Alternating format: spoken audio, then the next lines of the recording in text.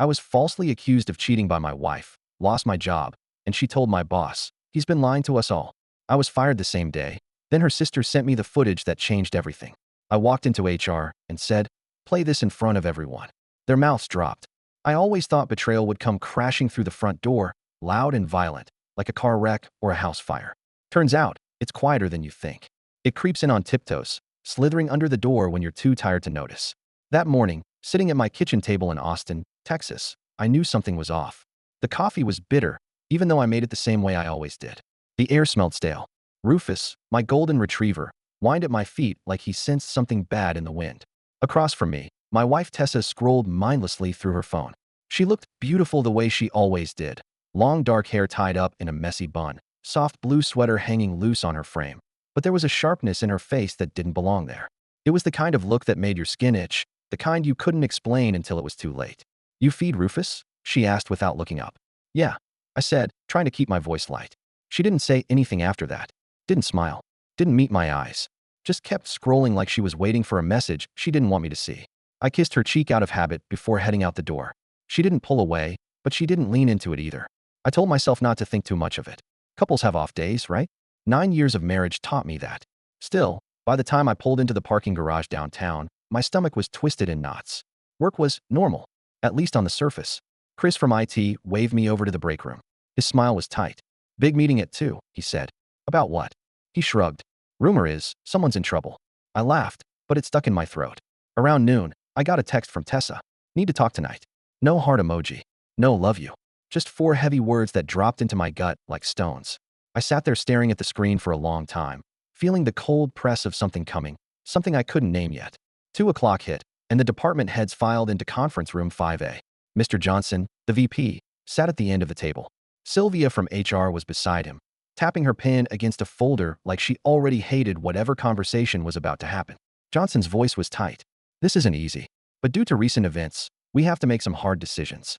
I barely heard him over the pounding in my ears. When the meeting wrapped, Sylvia glanced at me. "Matt, could you stay behind?" Chris caught my eye as he left. His face was full of worry. When the door shut, Johnson folded his hands in front of him. "We've received some concerning reports," he said carefully. Sylvia nodded stiffly. "Anonymous tips. Allegations of inappropriate conduct. Breach of trust." My mouth went dry. "What are you talking about?" I asked, my voice barely a whisper. Johnson shifted uncomfortably. "Your wife came forward. She said you've been dishonest, both with her and here at work." He slid a folder across the table. Inside were screenshots.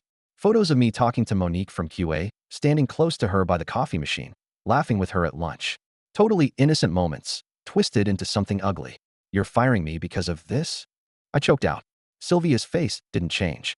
"We can't ignore the potential liability." I was handed a termination letter. 7 years wiped away in 10 minutes. I drove home in a fog. I barely noticed the streets, barely heard the honking cars and the rush of downtown traffic. When I opened the front door, Tessa was standing there, arms crossed, face blank. "You didn't think I'd find out?" she said. "Find out what, Tessa?" She threw a manila envelope at me. Pictures spilled across the floor.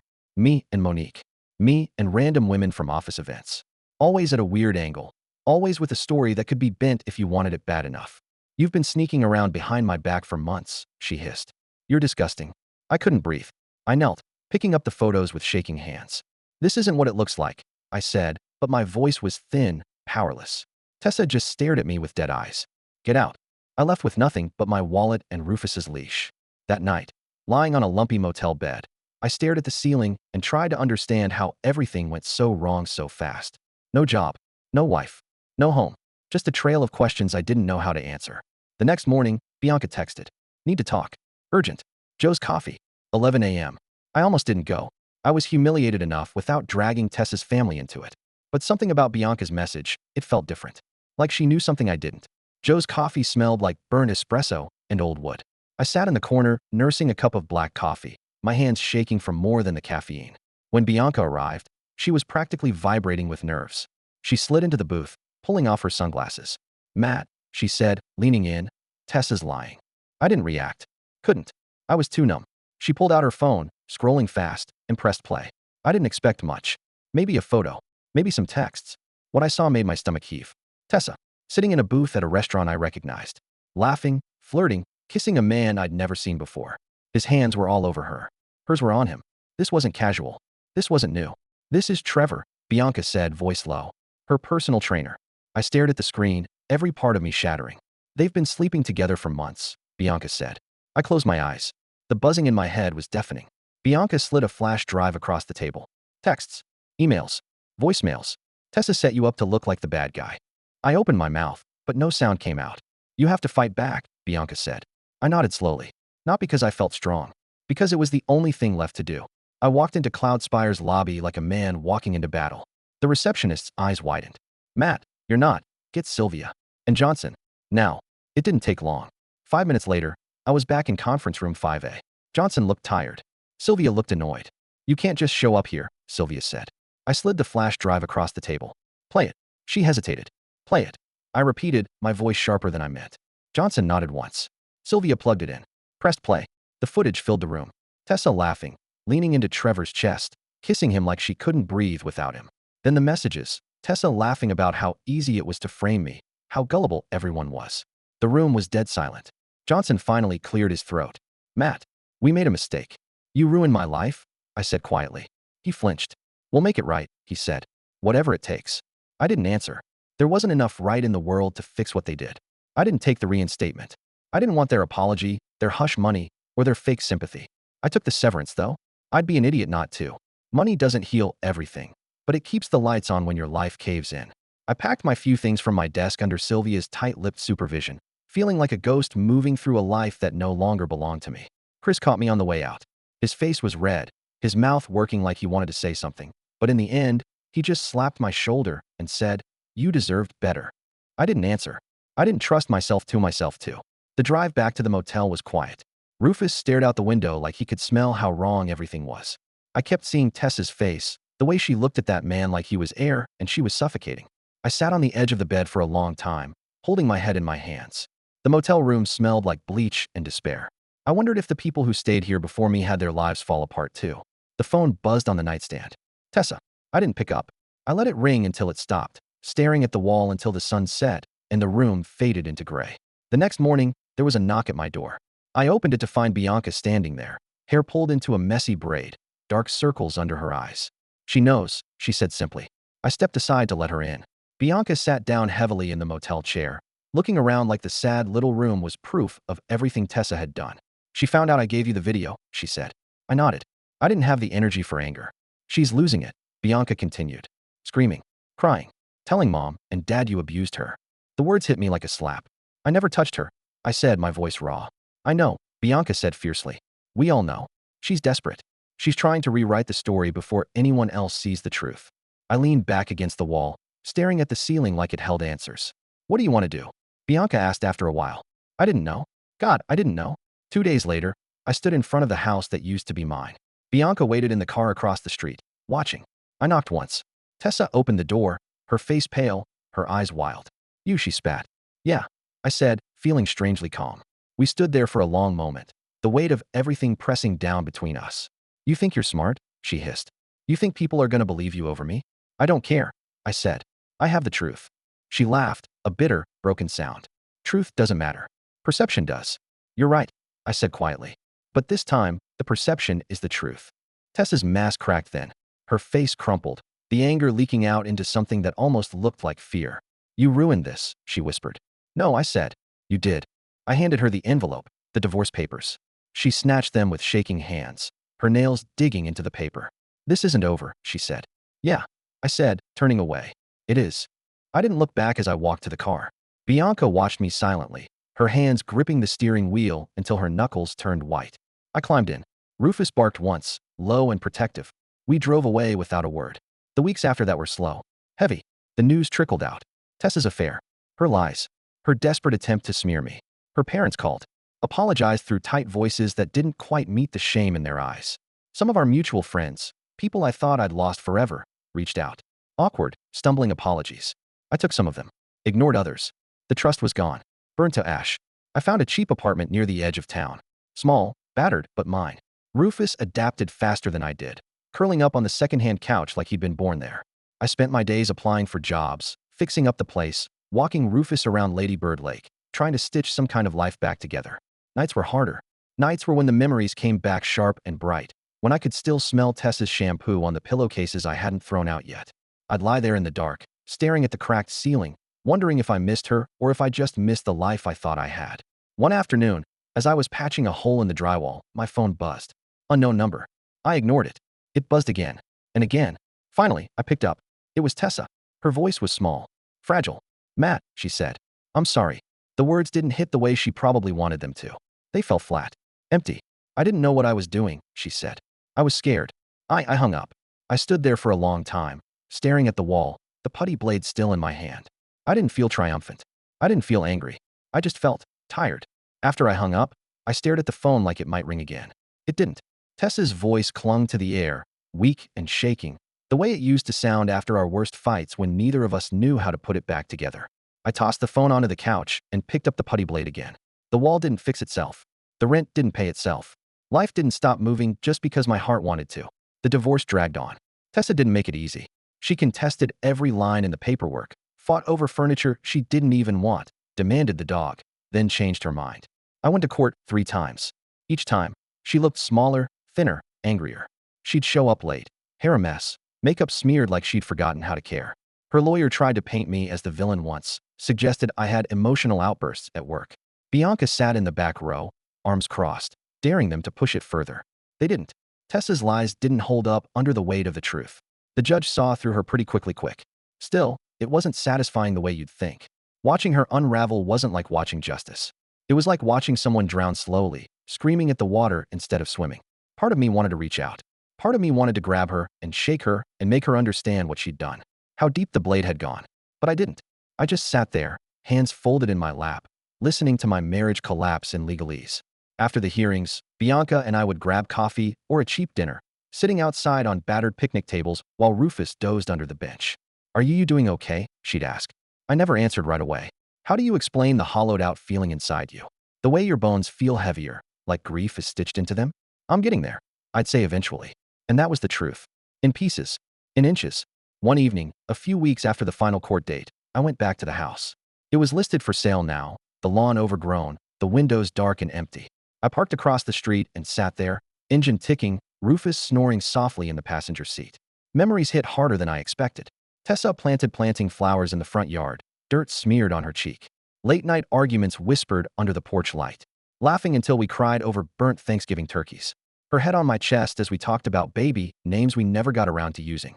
It was all still there, ghosts crowding the yard, pressing their faces to the windows. I didn't go inside. I didn't need to. That house wasn't mine anymore. Neither was the man who used to live there. Work came slowly. I picked up freelance projects, built websites for small businesses, fixed printers, repaired office networks. Not glamorous, but it paid the bills. Some days were good. Some days I even laughed. Some days the grief still knocked me flat, coming out of nowhere like a punch to the gut.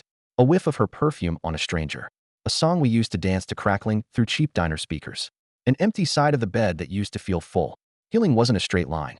It was a messy, broken road full of potholes and wrong turns. I let it be ugly.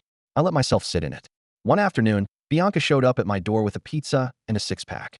"You look like you've been living on cereal and sadness," she said, barging in without waiting for an invitation. I managed a small smile. We sat on the floor, eating straight from the box, while Rufus licked at our socks. "You know she's leaving town, right?" Bianca said after a while. I didn't answer. "Her parents cut her off," she continued. "She's selling the house. Moving somewhere new. Fresh start, or whatever." I nodded slowly. I thought about how Tessa used to talk about New York, about starting over, about how this town was too small for her. Maybe she'd finally get what she wanted. The nights grew quieter. The phone didn't buzz anymore. No drunken texts. No desperate voicemails. It was like she'd vanished into thin air. And somehow, that hurt too. Not because I wanted her back. Because of how easily it all ended. Like none of it had meant anything. I found a rhythm eventually. Morning walks with Rufus. Job applications. Freelance gigs. Late-night TV marathons with cheap frozen dinners. I fixed the leaky faucet in the kitchen. I learned how to cook something that wasn't just scrambled eggs. I remembered how to laugh at dumb sitcoms and bad jokes. Piece by piece, I stitched a new life together out of scraps. It wasn't perfect, but it was mine. Spring came to Austin early that year. The mornings were warmer, the streets brighter. Bluebonnets burst open along the highways, and the city shook itself awake after a gray winter. I found myself breathing easier without even realizing it. I picked up a steady job running IT for a small marketing firm. Nothing fancy, but the people were good, The work was honest, and nobody treated me like a criminal. I wasn't completely healed. I wasn't magically better. But I was standing on solid ground for the first time in a long time. Bianca called one afternoon, excitement bubbling in her voice. "You're not going to believe it," she said. "Tessa's trying to start a new business." I leaned back in my chair, half listening. "She opened a fitness studio," Bianca continued, barely hiding her glee. "Guess who's her silent partner?" I raised an eyebrow, even though she couldn't see me. "Trevor." "Ding ding ding," she said. "You win a prize." I laughed for real, for the first time in days. Bianca sent me the link to Tessa's new Instagram page. There she was, posing in front of the half-renovated studio, all bright smiles and fake motivation quotes. The comments were full of excited messages from people she used to badmouth over wine on our back porch. People had short memories, but the internet didn't. I thought about letting it go. I really did. But when someone rips your life apart and smiles while they do it, forgiveness doesn't always come cheap, especially when you know the truth. It didn't take much digging. Tessa had lied on her loan application, claimed the studio was fully operational when it wasn't, used Trevor's cousin, who worked at a shady finance company, to fudge the paperwork. I didn't have to hack anything. Everything was public record if you knew where to look. I sent the evidence, anonymously, to the bank, to the Small Business Bureau, to the Better Business Bureau. Then I sat back and waited. It unraveled faster than I thought. The bank froze her accounts. The city shut down the studio for permit violations. Investors pulled out one by one when the fraud became obvious. The grand opening turned into a closing before a single client walked through the door. Tessa's Instagram went dark overnight. Bianca texted me a photo a few days later. Tessa standing outside the locked studio, screaming at Trevor, who looked like he wanted to be anywhere else. I stared at the picture for a long time. I thought I'd feel triumphant, victorious. Instead, I just felt finished, like a door had clicked shut somewhere deep inside me. Weeks passed. Summer crawled closer. One evening, I sat on my tiny balcony, Rufus at my feet, a beer in my hand, watching the sunset paint the sky over Lady Bird Lake. My phone buzzed. It was a simple message from Bianca. She moved. Left town yesterday. No forwarding address.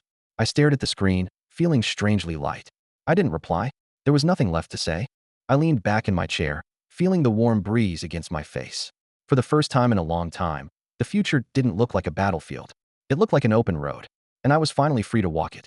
It's been almost a year since Tessa left town. Sometimes, on quiet nights, I wonder where she ended up. Big cities were always her dream. New York, maybe. Somewhere with skyscrapers and noise, where a person could disappear into the crowd. But mostly, I don't think about her at all. Life settled into a quieter rhythm, the kind that doesn't need fireworks to feel real. I got promoted at the marketing firm last month. Nothing flashy, just a new title and a decent bump in pay. But it meant something. It meant people trusted me again, saw me for who I really was, not the wreckage someone else left behind. I even started leading small tech workshops at the local community college a few evenings a week. Nothing complicated, just basics for people trying to switch careers or get better at what they do. Standing in front of a room again, seeing faces light up when something clicked. It reminded me I wasn't broken, just bent for a while. Rufus is older now, a little slower on our walks around Lady Bird Lake. Sometimes he sits down halfway through, panting, looking up at me like he's asking if we really need to keep going. We sit there for a while, just watching the water, and I scratch behind his ears until he sighs and leans into me. He saved me, in ways he'll never understand. Bianca still pops by once a week, usually with takeout or some new, terrible TV show she insists we binge watch. "You're turning into a hermit," she said last Friday, plopping a bag of tacos onto my kitchen counter. "Maybe I like it that way," I said. She raised an eyebrow. "You're too young to give up on people." I shrugged. Not giving up. Just being careful. She didn't push. She never did. That was one of the things I liked about her. Bianca didn't treat me like I was fragile. She didn't walk on eggshells. She just showed up. Sometimes, that's all you need. Every once in a while, I still got texts from old coworkers, people who had believed the worst about me without even asking for my side of the story. Most of the time, I left them to read and read. Forgiveness wasn't something you owed people who dropped you the second it was convenient.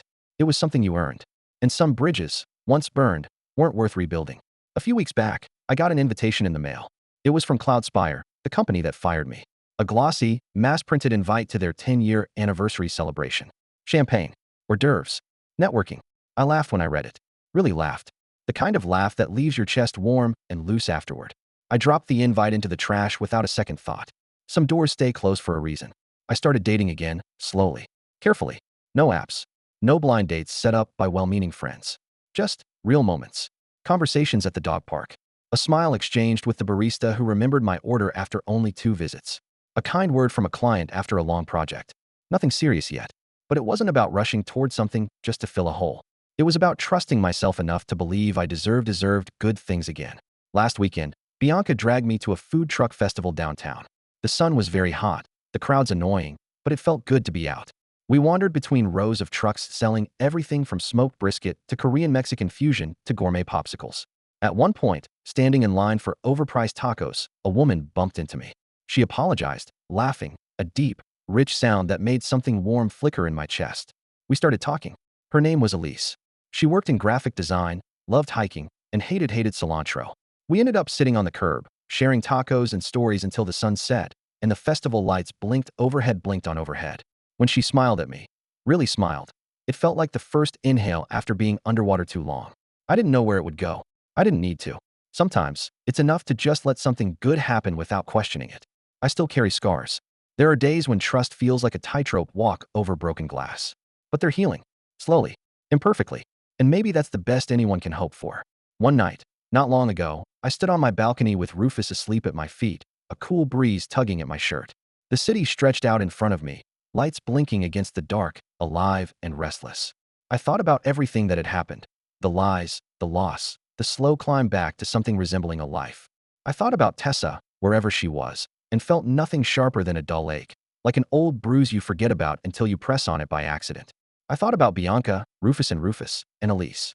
I thought about the man I used to be and the man I was becoming. And for the first time in a long, long time, I felt okay. Not perfect, not magically healed, just okay. And that was enough. More than enough.